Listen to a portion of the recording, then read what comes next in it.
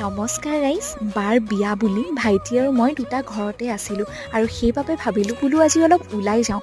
ক'ত যাম বুলি গুণাগাঁঠি থাকোঁতেই মনলৈ আহিল জুডিঅ'ৰ কথা আৰু সেইবাবে গৈ ওলালোগৈ জুডিঅ'। সঁচাকৈ প্ৰাইচবোৰ যে বহুত ৰিজনেবল, কিন্তু হাতত চাকৰি এটা নাথাকিলে ৰাইজ চব বস্তু দেখোন দামীয়ে লাগে। তাৰপিছত আহিলোঁ বজাৰ কলকাতা। আহিয়েই শাড়ীখন মোৰ চকুত পৰিলে। মানুহে কয় মেন্সৰ কোনো অপশ্যনে নাই, কিন্তু বজাৰকেইখনত ঘূৰি মই এইটোৱে গম পালোঁ যে মেন্সৰো আজিকালি বহুত অপশ্যন আছে। তাৰপিছত ওলাই আহি খালোঁ আমি ফুচকা, আৰু যিহেতু মোৰ সৰু সৰু গিফ্ট কৰি ভাল লাগে আৰু সেইবাবে কিনিলোঁ 3টা ফোনৰ কেছ মা, দেউতা আৰু ভাইটিৰ বাবে।